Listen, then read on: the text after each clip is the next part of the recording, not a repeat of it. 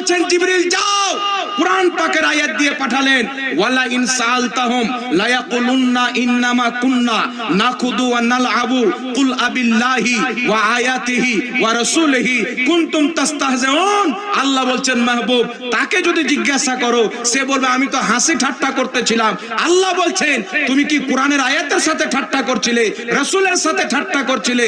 লা তাতাজিরু কাদ কাফারতুম বাদা ঈমানিকুম, তুমি বাহানা করিও না, ঈমান আনার পর, মুসলমান হওয়ার পর, আমার নবীর ইলমে গায়বের উপরে আঙ্গুল তোলার কারণে কাদ কাফারতুম বাদা ঈমানিকুম, মুসলমান হওয়ার পরেও তুমি কাফির হয়ে গেলে। বল সুবহানাল্লাহ সুবহানাল্লাহ। আল্লাহ কি বললেন? মুসলমান হওয়ার পরেও তুমি কাফির হয়ে গেলে।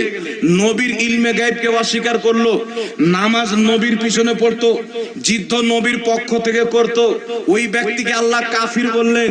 আচ্ছা বলেন, যেই ব্যক্তি নবীর জামানায় নবীর ইলমে গায়বকে অস্বীকার করেছেন, নবীর পিছে নামাজ পড়ার শর্তেও যদি কাফির হয়, যুদ্ধতে যাওয়ার শর্তেও যদি কাফির হয়, আজকে যদি কোনো শেখ, আজকে যদি কোনো মৌলবি বলে নবী গায়ব জানতো না, ওর অবস্থা কি হবে? ও তো নবীর পিছে নামাজ পড়ে না। ও কার পিছে নামাজ পড়ে? সলিমউদ্দিন কলিমউদ্দিনের পিছনে। তাহলে ওর ঈমানটা থাকবে বাবা?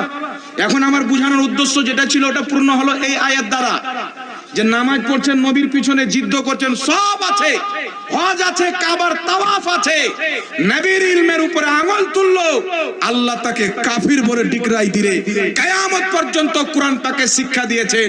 এই জন্য বলতে চাই, কোরআনকে পড়েন, কোরআনকে বুঝেন।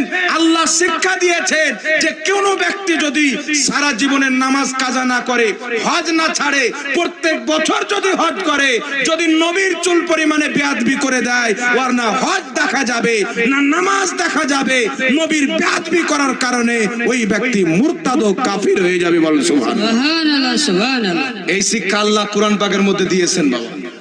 এই জন্য বাবা এক জায়গাতে দেখালাম জাকির নায়কের আকীদার ব্যাপারে, তো বলছেন হুজুর আপনি তো এগুলো মিথ্যা বলছেন, আর যদিও মেনে নাও, আমি বই দেখিয়ে দিলাম যে দেখো বই, ও পড়লো, পড়ার পরে বলছেন হুজুর একটা ভুল হতেই পারে।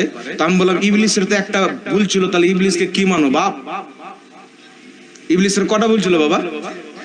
একটা ভুল ছিল, ইবলিসকে বাপ